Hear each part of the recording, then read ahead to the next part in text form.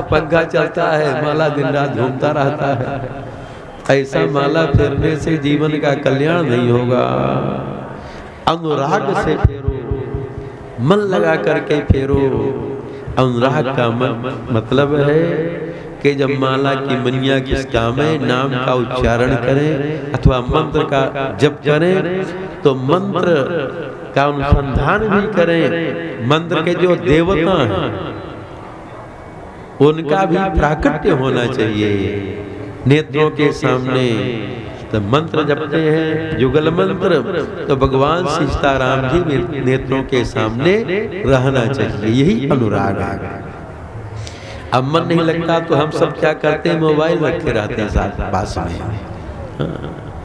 तो दाएं हाथ से तो माला फेरते हैं, अब बाएं हाथ से मोबाइल वैसे ऐसे करते रहते हैं। तो ये भी अनुराग नहीं हुआ। अनुराग का मतलब है न मोबाइल में मन जाए और न कहीं इधर उधर मन जाए, केवल माला में भी नहीं। माला तो गिनती के लिए है, माला गिनती के लिए है। मन तो अपने आराध्य, अपने प्रियतम युगल सरकार भगवान श्री सीताराम जी के स्वरूप में होना चाहिए। जब मंत्र का उच्चारण करेंगे, धीरे धीरे भगवान के स्वरूप का ध्यान भी करेंगे तो ध्यान करते करते भगवान का स्वरूप हृदय में प्रकट हो जाएगा। क्योंकि जो मंत्र के देवता हैं वो मंत्र के वश में होते हैं। जब हम प्रेम से मंत्र जप करेंगे तो अवश्य प्रकट होंगे। मंत्र परम लघु जासु बस, विधि हरिहर सुर सर्व, महामत गजराज कहूँ, बस कर अंकुश सर्व। तो मंत्र के वश में देवता है ना, तो हम जब मंत्र का उच्चारण करेंगे, प्रेम से जपेंगे, वो देवता बस में होंगे महाराज। अरे हनुमान जी जब करते हैं तो राम जी बस में हैं कि नहीं? अब वैसे हम जपेंगे तो हमारे आपके बस में होंगे कि नहीं? अवश्य होंगे। लेकिन हाँ, उस विधि से मंत्र का जप हो जाए बस। तो महाराज मनु अनुराग से जप करते हैं। द्वादश अक्षर मंत्र पुनि, जपई सहित अनुराग, वासुदेव पद पंकरो, दंपति मन अति लाग। हम आप जीवन बिता देते लेकिन भगवान में प्रेम नहीं होता। कहते महाराज नियम कर रहे हैं, नियम में है, भले नियम में है, सुबह करें कोई बात नहीं, लेकिन नियम करते करते जीवन बिता देते हैं लेकिन हृदय में प्रेम के लक्षण उत्पन्न नहीं हो पाते, क्योंकि हम नियम तक ही सीमित रह जाते हैं। संयम नियम फूल फल ज्ञान। संयम नियम फूल है। जैसे वृक्ष में पहले पुष्प आते हैं, फूल आएगा तब फिर फल लगता है। तो जो संयम नियम है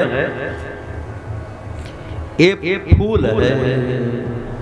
अब फूले तक हम रह गए महाराज। ज्ञान संसार का ज्ञान हो जाए, भगवान का ज्ञान हो जाए तो ये फल है। संयम नियम फूल फल ज्ञान, और हरिपद रति रस भेद बखाना। फल आएगा और फल जब पकेगा तो उसमें रस भरता हमारा और बड़ा मीठा हो जाता है। जब तक वो परिपक्व नहीं होगा तब तक उसे मिठास नहीं आती है। तो जो हरि भक्ति है, मतलब भजन केवल संयम नियम तक नहीं, भजन करते करते नियम करते करते वो फल परिपक्व हो पके, उसे भक्ति का रस भरे, तब भक्ति का रस ही मीठा होता है, मिठास आ जाएगा महाराज। भक्ति के लक्षण शरीर में उत्पन्न हो जाएंगे। नाम लेते ही आंखों से अश्रुपात होने लगेगा, ध्यान करते ही हृदय गदगद हो जाएगा, वाणी अवरुद्ध हो जाएगी। ये सब प्रेम के लक्षण हैं। लेकिन हाँ, जब भक्ति का रस का परिपाक होगा तभी होगा। तो अनुराग से जपेंगे तभी होगा। महाराज मनु बड़े प्रेम से जपते हैं। उनको कोई जल्दी नहीं है कि जल्दी नियम हो ही जाए। हम सब तो अपना माला खिसका देते हैं कि चलो जल्दी है, वहाँ जाना है, वहाँ जाना है। लेकिन अनुराग से करना चाहिए। केवल माले नहीं फेर देना चाहिए कि माला फेर दिया और उतना उच्चारण हम नहीं कर पाए। लेकिन बहुत लोग करता है अपना। नारायण दास नहीं है, वो कहते हैं हम एक बार नाम बोलते हैं 4 गुड़िया खिसका देते हैं। कुछ लोग तो एक बार में 50 गुड़िया खिसका देता है। सीताराम बोला महाराज से, हजारा माला लिए बाबा। वो सब महात्मा है, सर्वसमर्थ है, कोई बात नहीं है। लेकिन हाँ, नाम का उच्चारण होना चाहिए, तो तब अनुराग होगा, प्रेम होगा। जब अनुराग से जपे महाराज मनु मंत्र तो वासुदेव पद पंकरुहु दंपति मन अतिलाल। तब भगवान वासुदेव के चरण कमलों में मनु शत्रुपा का मन लग गया। महाराज मन चिपक गया। दंपति मन अतिलाग। अब यहाँ लोग शंका करता है कि महाराज मनु वासुदेव भगवान श्री कृष्ण के चरणों में उनका मन लगा और द्वादशाक्षर मंत्र का जप किए। वही द्वादशाक्षर मंत्र उनका है। लेकिन वासुदेव का मतलब क्या है? वासुदेव भगवान श्री राम जी भी हैं, भगवान कृष्ण भी हैं, भगवान विष्णु भी हैं, सब वासुदेव हैं। वासुदेव का मतलब क्या? जिसमें जो सब में वास करे और सब उनमें वास करे, वही वासुदेव है। भगवान सबके हृदय में निवास करते हैं कि नहीं? तो भगवान श्री राम जी भी वासुदेव हैं। इसलिए अंत में वहां कहते हैं गोस्वामी जी, विश्ववास प्रगटे भगवाना भगत बचल प्रभु कृपा निधाना। विश्ववास प्रगटे भगवाना। महाराज मनु शत्रुपा के सामने कौन भगवान प्रकट हुए? जो विश्व में वास करने वाले भगवान हैं। तो विश्व में वास करने वाले भगवान श्री राम जी हरि व्यापक सर्वत्र समाना, प्रेम के प्रकट हो ही मैं जाना। तो भगवान श्री राम जी भी वासुदेव हैं, जो सबके अंदर में निवास करें, बाहर भी रहें, वही वासुदेव हैं। वास करें, वास करने के बाद भी एकदम चमचमाते रहें, खेल भी करते रहें, वही वासुदेव हैं। तो महाराज मनु द्वादशाक्षर मंत्र का जप करते थे और भगवान श्री सीताराम जी का ध्यान करते थे,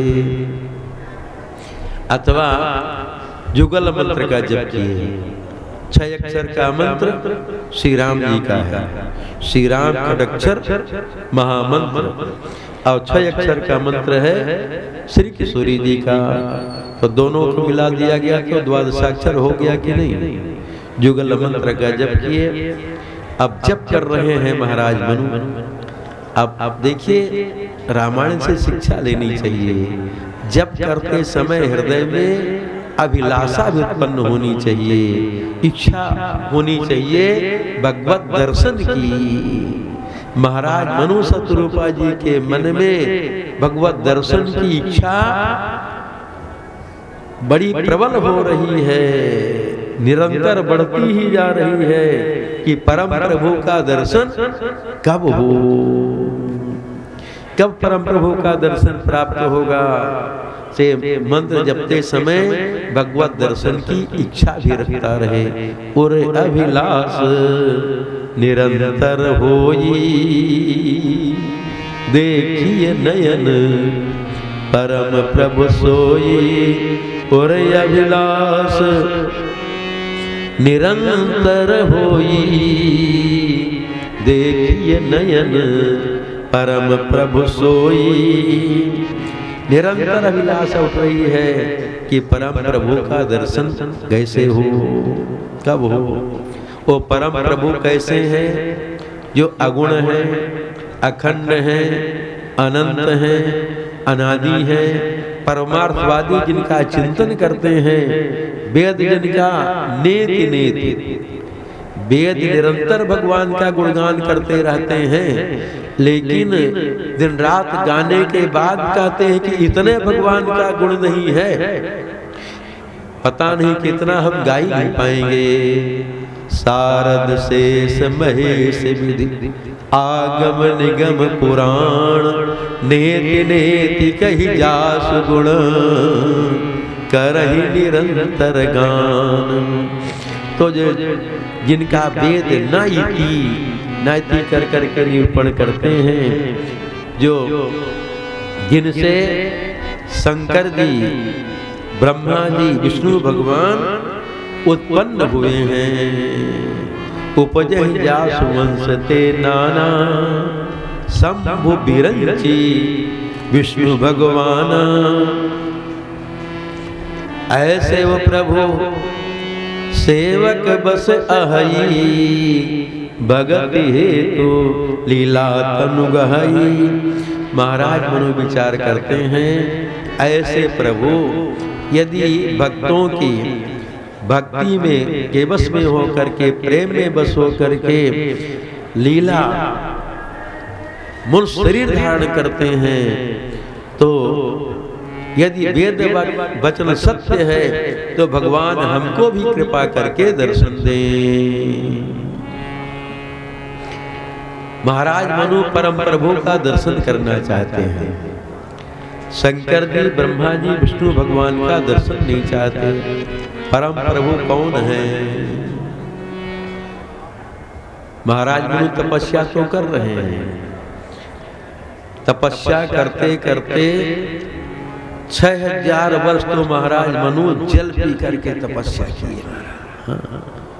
हम सबको बाल भोग न मिले सुबह तो फिर भजन में मन नहीं लगता महाराज। भूखे भजन न हो, यदि बाल भोग चाहिए न मिले महाराज। हमारे पाणे जी हैं, जहाँ स्नान किए जितने बजे करें, और स्नान के बाद चाहिए न मिली महाराज चाय, तो फिर भजन आगे नहीं बढ़ता, न तिलक लगेगा न माला फिरेगा। पहले चाहिए पी लेंगे।